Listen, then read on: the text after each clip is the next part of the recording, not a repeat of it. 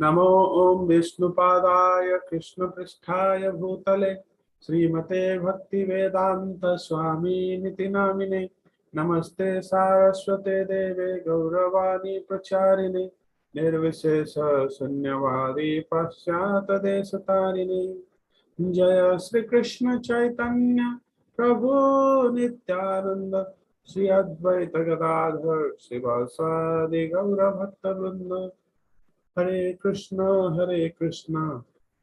Krishna Krishna Hare Hare Hare Ram Ram Ram Hare Hare. Thank you all very much for your enthusiastic participation. I am very fortunate soul to have association of you all. Every day, every single day, we are discussing Bhagavad Gita. What could be of greatest fortune than this? Now let us continue with the same enthusiasm until we finish all the 700 verses. Let us pray at the lotus feet of Sri Sri Radha Syama Sundar and our dear Srila Prabhupada. On their blessings, we will be able to fulfill our journey. We are discussing Bhagavad Gita as it is, chapter 1. We are in the section of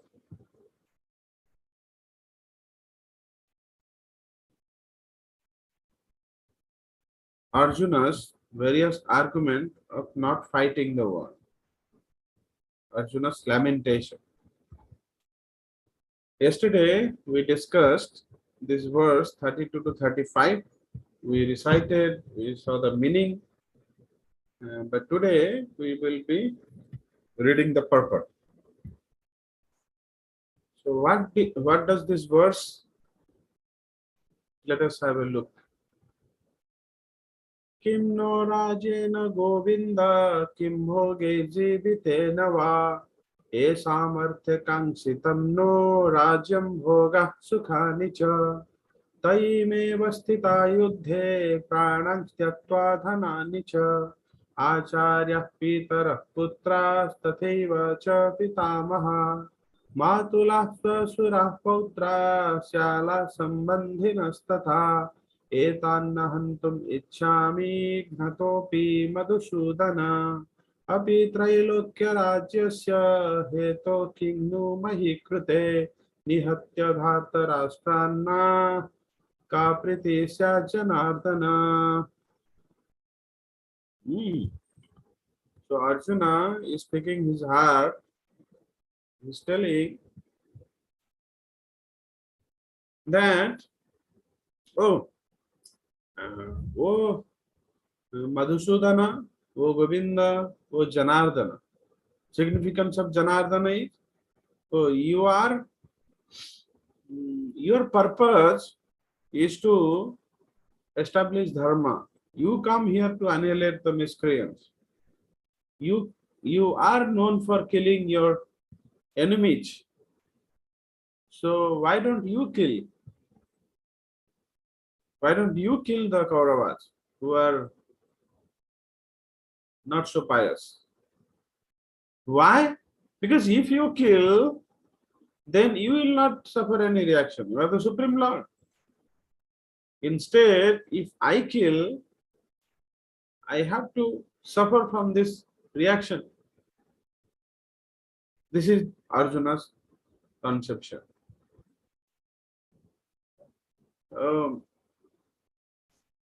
Arjuna is telling, okay, you supposed to reduce the burden of this earth. Like Kunti Maharani prayed in Srimad Bhagavatam, Bharavataranaanye bhuvanava ivogado Sidanta bhurivarana jato hi atma bhuvartita.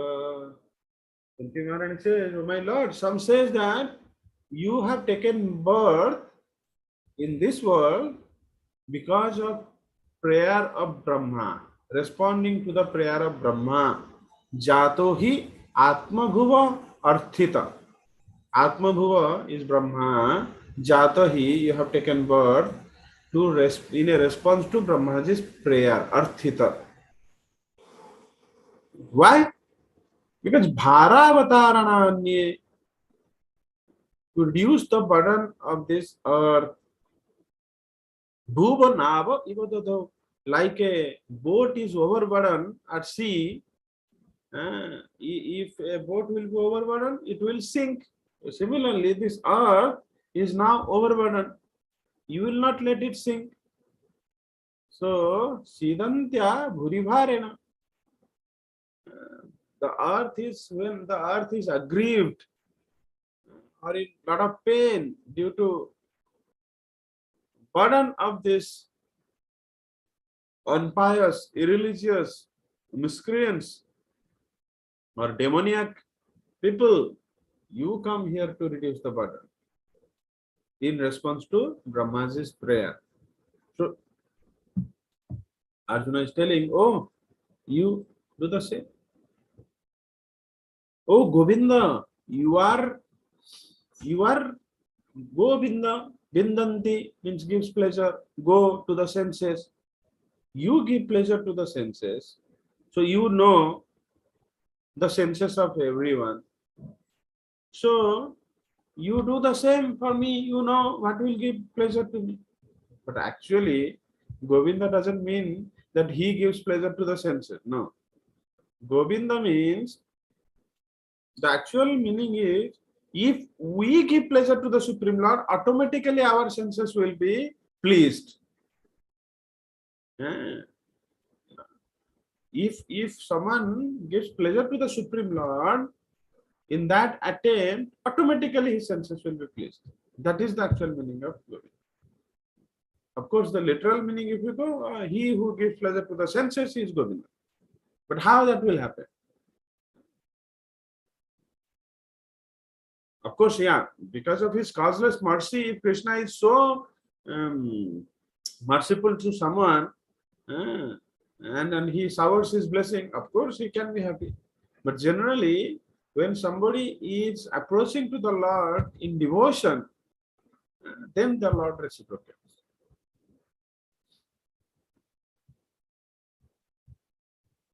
So this is how going on. So Krishna, Arjuna is thinking, Krishna might ask, oh, Arjuna, if you will not fight the war, your enemies will attack you and they will take the kingdom. In a response, Arjuna, hearing this verse, is telling, oh, even though they attack, I have no desire to kill them. What to speak of this earth? If I will get a unrivaled three worlds, Swarga, Martya and Patal, then also I have no desire to kill them. So you see what kind of detachment Arjuna is having. And then Arjuna is thinking, Krishna might ask, oh, at least kill Duryodhan and Pati. You have compassion and affection more towards Bhishma and Drona. Who is telling you to kill them? At least kill Duryodhan and Pati. No, Arjuna is telling, no. I will not kill them. Because just for a temporary semblance of happiness, should I suffer eternally from hell? Because one who will kill his own cousin brothers, he will suffer from hell.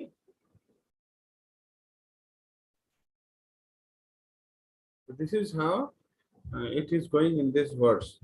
Let us go to the purport. O Govinda, translation. O Govinda. I think the translation we have read yesterday, but just okay. As a repetition, no problem. Translation. O Govinda, of what avail to us are a kingdom, happiness, or even life itself, when all those for whom we may desire them are now arrayed on this battlefield? O Madhusudana, when teachers, fathers, sons, grandfathers, maternal uncles, father-in-law, grandsons, brother-in-law, and other relatives are ready to give up their lives and properties and are standing before me, why should I wish to kill them, even though they might otherwise kill me? O maintainer of all living entities, I am not prepared to fight with them, even in exchange of the three worlds, let alone this earth. What pleasure will we derive from killing the sons of Dhritarashtra? Purport. Arjuna has addressed Lord Krishna as Govinda because Krishna is the object of all pleasures for cows and the senses. By using this significant word, Arjuna indicates that Krishna should understand what will satisfy Arjuna's senses. But Govinda is not meant for satisfying our senses. If we try to satisfy the senses of Govinda, however, then automatically our senses are satisfied. Materially, everyone wants to satisfy his senses, and he wants God to be the order supplier for such satisfaction. The Lord will satisfy the senses of the living entities as much as they deserve, but not to the extent that they may covet. This is very important statement. Lord will satisfy the senses of the living entities as much as they deserve, not to the extent that we may covet. We may covet, we may desire. Covet means desire. We may desire for something, but Lord is not obliged to fulfill all our desire because He is Govinda. No. He will satisfy the senses of the living entity as much as they deserve. This is very important. As much as they deserve. But when one takes the opportunity up here, sorry.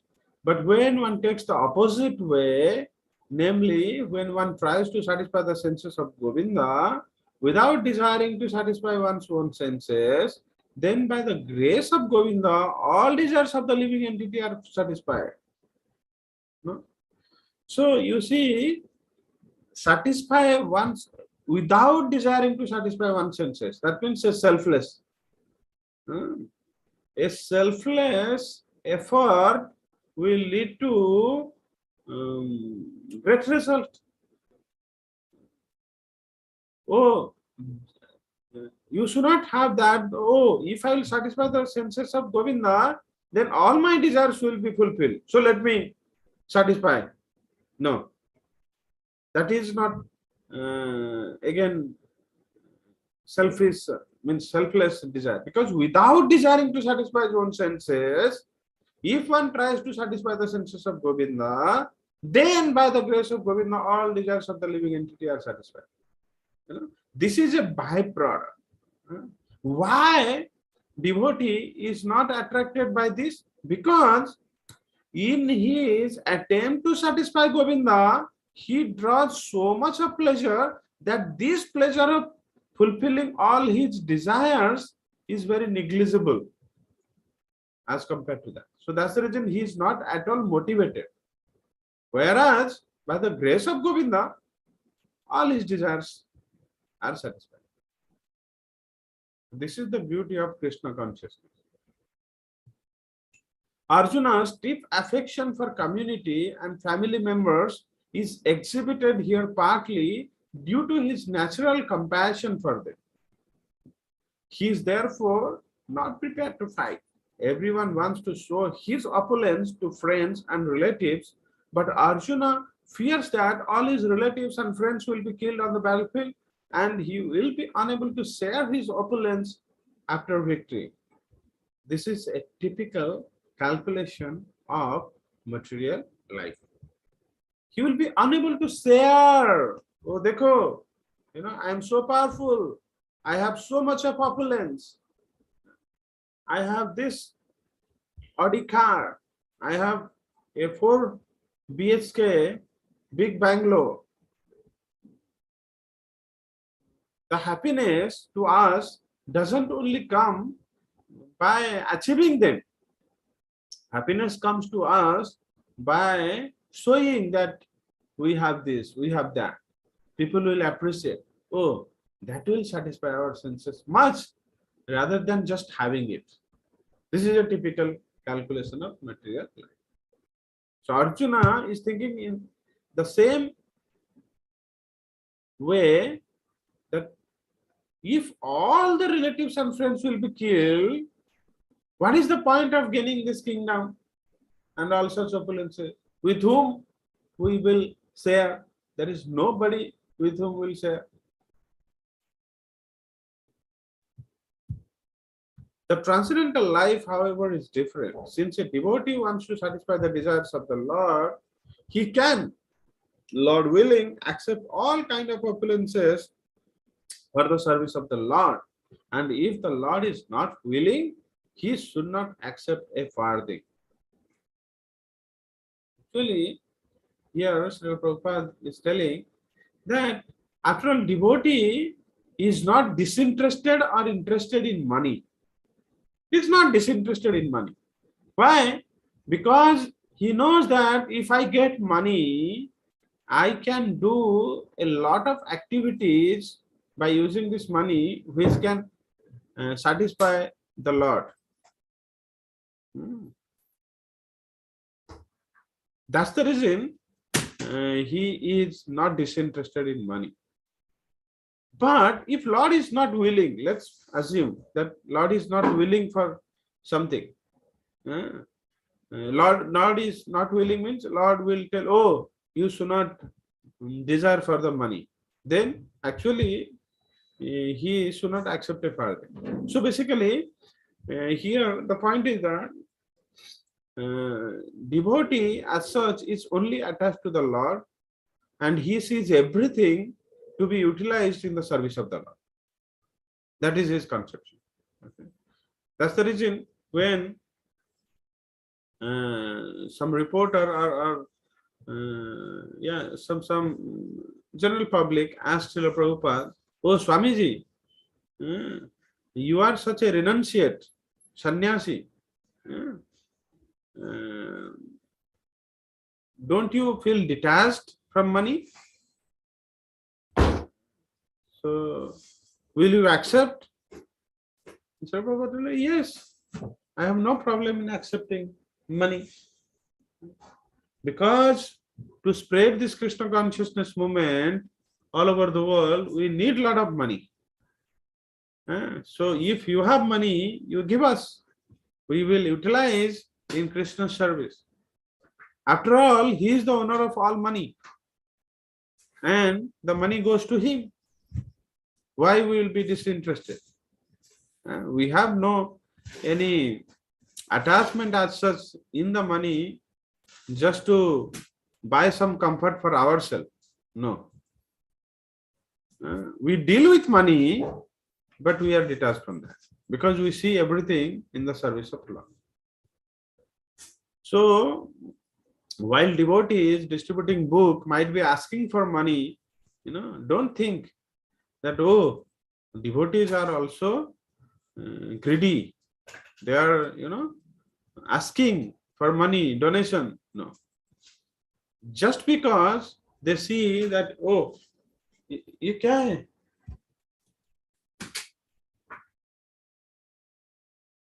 Just because they see that if they get money or donation, they can utilize in the service of the Lord.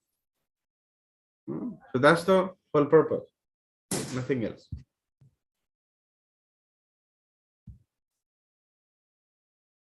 Arjuna did not want to kill his relatives, and if there were any need to kill them, he desired that Krishna kill them personally. At this point, he did not know that Krishna had already killed them before their coming into the battlefield, and that he was only to become an instrument for Krishna. That will come in chapter 11, where Krishna will speak. Tasmat utishta yasholavasya jitva satrum bhukshya rajyam samrudham mayeveti nihata purvameva nimita matram bhavasabhya sachin. Sabhya sachi, oh Arjuna, nimita matra bhava, become an instrument Because Maeva eti nihata purvameva. I have already killed all these Kauravas. You just become an instrument. Tasmad utishta, therefore rise up. Yasolavasya, get the credit of it. Jitva satrum, attain a victory over the enemies. And bhunksha rajyam samrudham, and enjoy the kingdom. Rule the kingdom. But at this point, Arjuna is not aware of such things. This fact is disclosed in following chapters. As a natural devotee of the Lord, Arjuna did not like to retaliate against his miscreant cousins and brothers, but it was the Lord's plan that they should all be killed.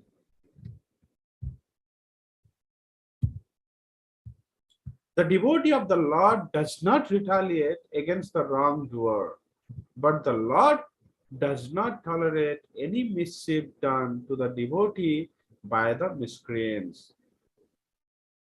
You know, the devotee might forgive someone who has done some wrong to him, but on the other hand, Lord does not tolerate. Lord loves his devotee like anything. If anyone will give some trouble to his devotee, he doesn't tolerate. If someone will have some malice intent towards Lord, still he will tolerate. Like he has tolerated, 99 mistakes of Sisupa, or many other things. Like Srivastava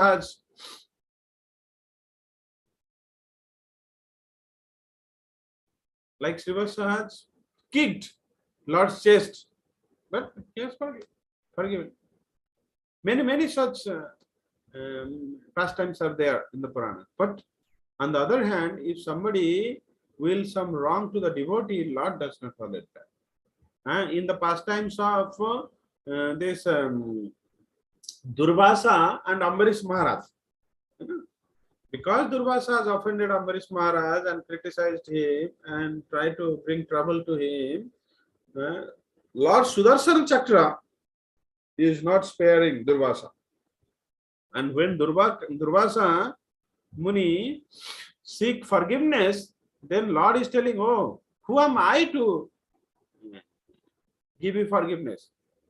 I cannot give you forgiveness. Rather, you please approach my devotee Ambarish. If he forgives you, then it's okay.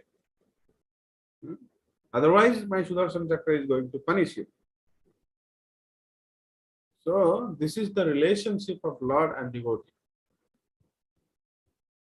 The Lord can excuse a person on his own account. He's not worried of his own prestige, honor, fame. No. Just like a son does susu and pati on his lap, on her lap,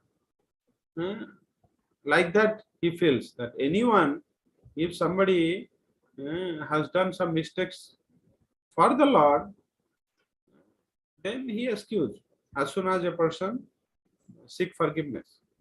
But he excuses no one who has done harm to his devotee. But in case of his devotees, he is very sensitive. Nobody should harm to his devotee. Therefore, the Lord was determined to kill the miscreants, although Arjuna wanted to excuse them. So, being a devotee, we have this responsibility also to cultivate forgiveness.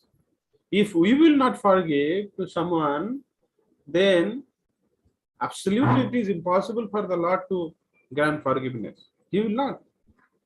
So, even though somebody does some mistake to you or hurt you, but you please don't be so hard-hearted to him. Try to understand his conditioning and try to forgive from inside of your heart, if not externally.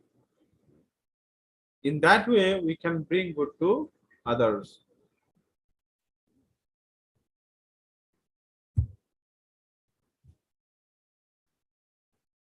Let us go to next verse. Mm, Next verse is also a big one, but today maybe we can just okay. So let only recite this verse, and tomorrow we will see the meaning. Not tomorrow. Tomorrow will be recap session. So yeah, maybe on Monday also, or we can also do it tomorrow and Sunday we can do a recap, something like that. Let's see. 1.36. Papam evasrayet asman hatvaitan atatayinah tasmannarha vayam hantum धार्तराष्ट्रान् सबन्धवान् स्वजनं हि कथं हत्वा सुखिनः Shyam Madhav. Can you please recite along with me? Papam evasrayet asman Apam eva sadesnam atvaitan atatayinah devetan atitayana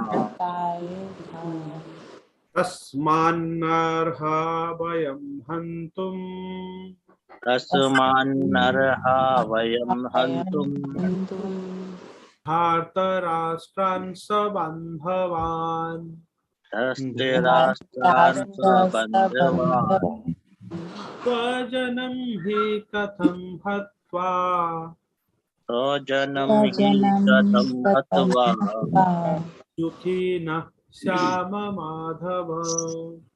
sukhina shama madhava पापम् एवाश्रयेत् अस्मान् papam evam pradasman हत्वैतान् आततायिनः hatvetan atina तस्मान्नार्हा वयं हन्तुम् tasmannarha vayam hantum धार्तराष्ट्रान् सबन्धवान् राष्ट्र सबंधवान स्वजनं हि कथं हत्वा स्वजनम ही कथम हत्वा सुखिनः Shyam Madhav. सुखिना Shyama Madhava. Wonderful. Let's everybody join. Papam evasrayet asman पापम एवं श्राद्धस्मान हत्वैतान आततायिनः वेतान अतीयानः तस्मान्नार्हा वयं हन्तुम्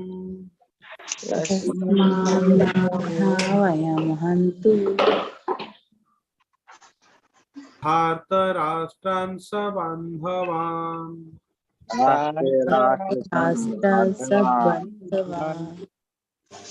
स्वजनं हि कथं हत्वा स्वजनम ही कथम हत्वा सुखिनः श्याम माधव.